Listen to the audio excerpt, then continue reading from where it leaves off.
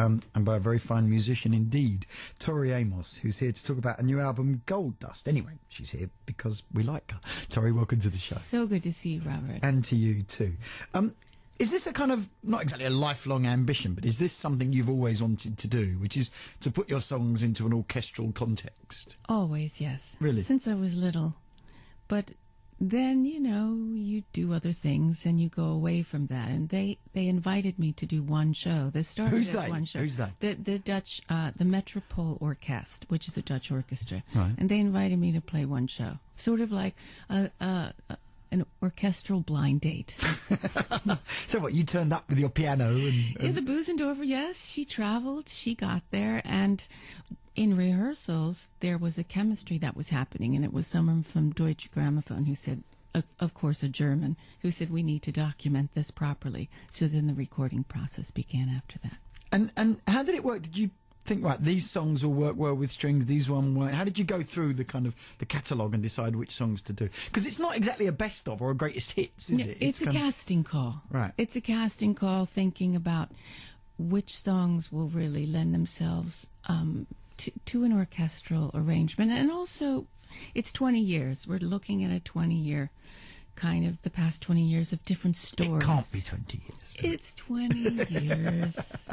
Can you believe it? Does it feel like 20 years? Well, sometimes. Some days.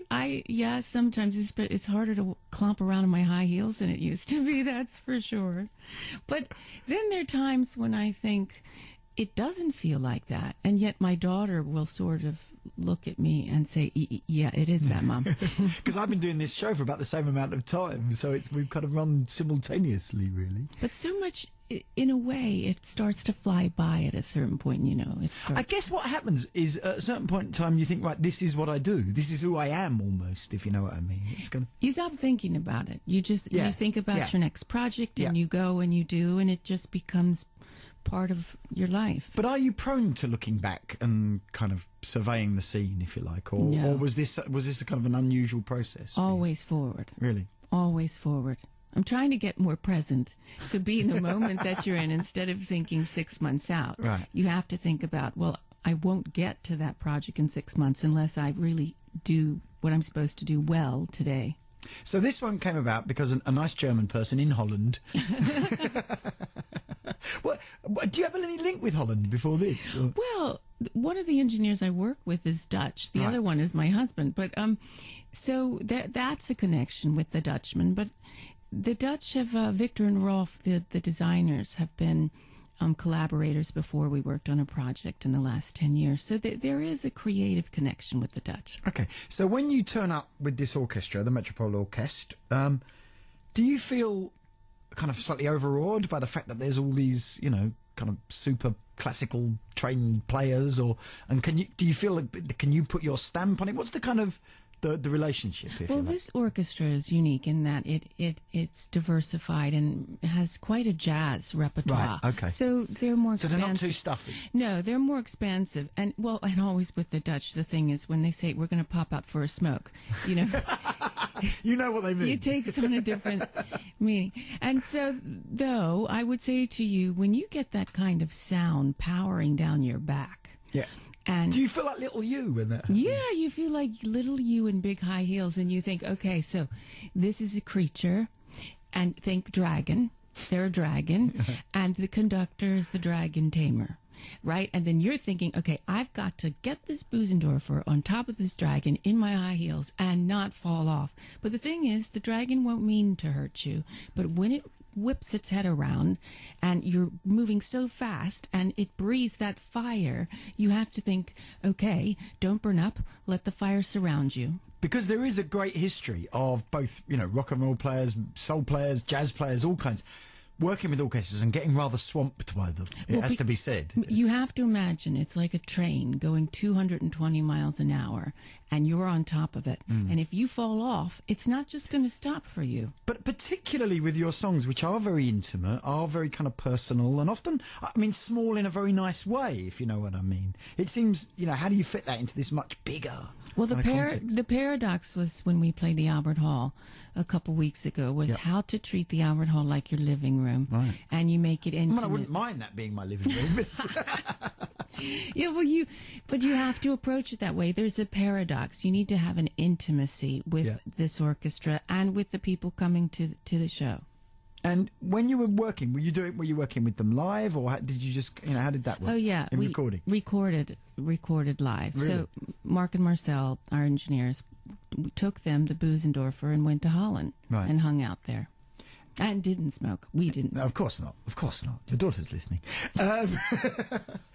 Is it a difficult project as well? Because it's not exactly cheap to take an orchestra around the world, is it? No, that's right. That's why the shows in America were with an octet from the Juilliard, because I can't just take half of Holland to America unless Bernie Ecclestone wants to adopt me. No, I think that's fairly unlikely at this stage somehow. Yeah, I think he's yeah. No, say no more. Is it something you'd ever want to do again? Or, I mean, in terms of the actual kind of how much have you enjoyed the experience? Oh, God, I've loved it. I've loved it. Oh, yeah, I loved it. And I got Could you have been a classical player? No. No. Really?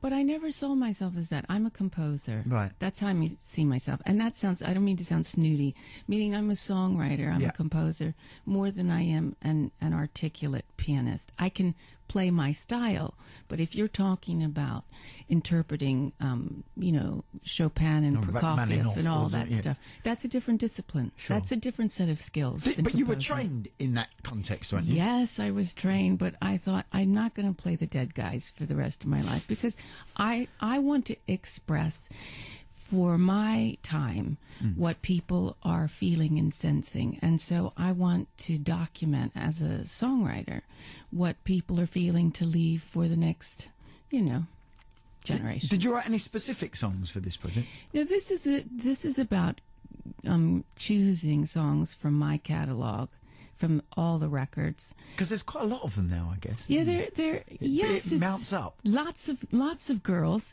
It's so strange then, because Tash will say to me, do they feel like babies when they pop out? And I say, no, they feel like girls. Are they definitely female? Oh, they're all female, but they are born in high heels with a margarita walking out the door. Fully formed. Oh, yes. So, I mean, there's 14 songs on here that you've recorded with the orchestra. Did you have sort of 20 and whittle it down? Or yes. how did it, and some didn't work? Were there any that didn't work Yeah. you thought would? Or? There are always going to be things that don't work. And you don't know why you don't know. Is it just the day you're trying to get so many in such a small amount of time?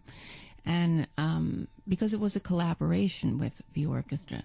But there are always going to be things, Robert, on every record we over-record that don't work. And you don't know why sometimes. It's a very, I mean, given these days of straitened economic times, certainly in the music business, it's a very sumptuous thing, isn't it? I mean, there's also a DVD that comes with it. Is that, what's that of? That's of a video, and it talks about the process, and there's a lot going on there. But we take our packages very seriously because it is really handsome. It's got a really nice booklet with it. Well, the crazy thing in my life, in my career, is I love books. And shoes. So that's what I collect, are books and shoes. So at the end of the world, or when all the power goes out, everybody listening in London, come find me wherever I am, because they're books and shoes. She'll be well shod and well read. Yes, that's right. And you don't need power for that, and piano, so we don't need electricity.